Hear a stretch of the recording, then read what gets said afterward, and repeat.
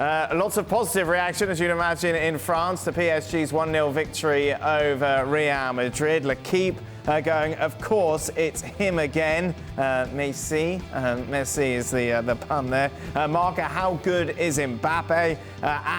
He is the bomb. This is what Carlo Ancelotti had to say about Mbappe after the game. The best in Europe today, unstoppable. We try to control him, double up on him, but he can always invent something. What's been interesting from the Madrid media talking about the fallout from this game, reports are that Florentino Perez not happy, embarrassed by the performance that Real Madrid put in, that the defensive showing wasn't up to what you'd expect from the club, Gab. And there's talk, obviously, because it's Real Madrid and they've just been beaten by PSG, that Pochettino could be the man that Florentino Perez could try and get in the summer to replace Carlo Ancelotti.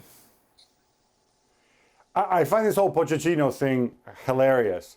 There you are, you're in Paris where you've lived before, you're a hero there, you just got there, you get to, every day you come into training and, you know, when they're not injured or when one of them's sister isn't having her birthday, you get to show up and you get to play with, you get to work with Messi, Mbappe, and Neymar.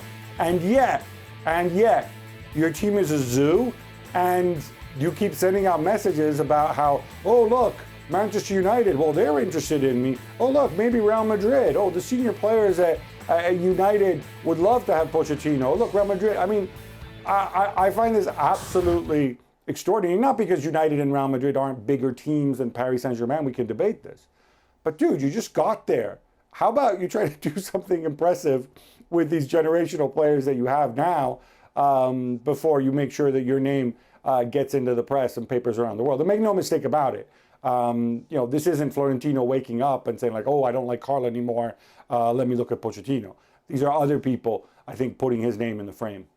I would urge Florentino Perez to try and watch Real Madrid every week and then not be surprised by the way they played, because they've not been playing well. No. They've been getting enough results, and for a long time Ancelotti kept the same side, and then, you know, it was consistently, it wasn't quite almost the same 11, but it was pretty much close for a while. Then you thought, well, he had to give Modric a rest, and, you know, Marcelo comes in, he was creaking at the weekend against Villarreal, there was no way he could have played. So it is, you know, the job that Ancelotti's doing there, with the problems that they had, they were not as big a problems as Barcelona, but they still lost Varane and Ramos and all the other sort of issues. It's been a pretty good job. There should be no surprise that they went there and really performed the way that they did. Talk to us when the second leg's done. Right. Talk to us when, you know, if Real Madrid are out and say, well, we're disappointed, but they've not been playing brilliantly for a good, well, even before the small winter break, they were not playing. No. Getting some results. There's flashes, but there was flashes from Vinicius. There was Benzema carrying the team for a long time until he got injured. And then he tried to play Gareth Bale through the middle. Yeah. And he doesn't fancy Jovic. He's threw Hazard in on the odd occasion. He's searching for something that he might need if Benzema just crumples. Right. So the fact that Florentino Perez is saying, oh, this is a disaster, or, you know, we don't play, we are Real Madrid, we play better than that. Try watching him every week. Tactically, what did he get wrong? I think he's obviously overdone it leading up to the game with this defensive strategy. There's nothing wrong with when you lose the ball, you get into a 4-5-1 posture. There's nothing wrong with that. There's a fine dividing line, though, when you're coaching between over-emphasising about defending. Right. You have to balance it up by repeatedly, every time you say about shape, you go, and when we get it, we open up and play.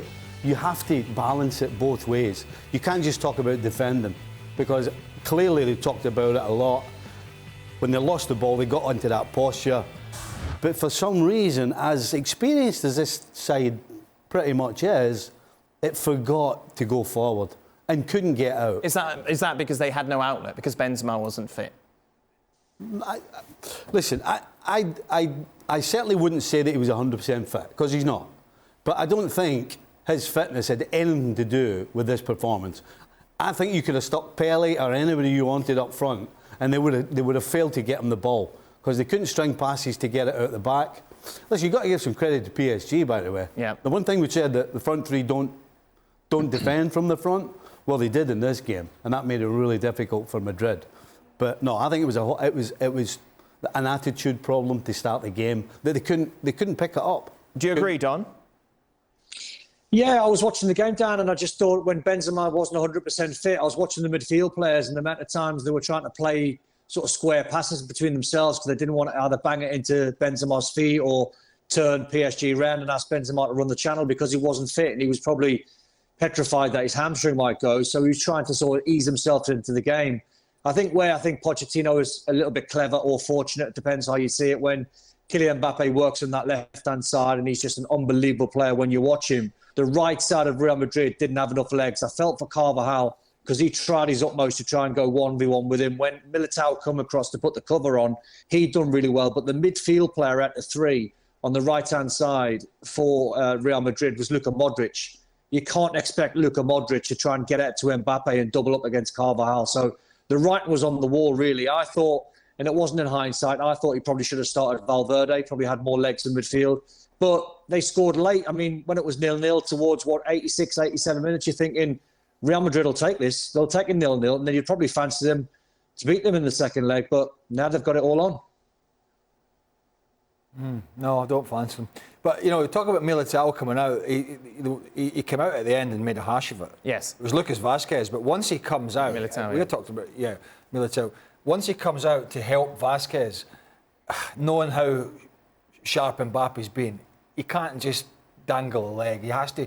That's when you've got to have the communication. You've got to get yourself in a better position and say, listen, you make sure he doesn't go down the wing, I'll cover here. And as I said yesterday, if he cuts back inside... Mbappe towards the edge of the box and whips it in the top corner. Fine. Right. Hey, he's got to go somewhere, hasn't he? But not through the middle. No, but you're scared. The problem is you're scared. You don't want to be too tight because you know how quick his feet are. And you certainly don't want to be too far off because then he can come inside and stick it in the top corner. So you're talking about communication. If it's not 100% and there is a gap, he'll find it, and he found the gap. We could put the blame on both players, but the truth is, when you're up against somebody that good, and you're in your own penalty box, and they're coming at you, you're scared stiff. You're scared stiff. His quality was really what swung it in the end. Well, Carvajal had it on his own for long periods. Oh, did he ever? First half. Thank you very much for watching ESPN FC on YouTube. For more highlights, analysis and exclusive content, be sure to subscribe.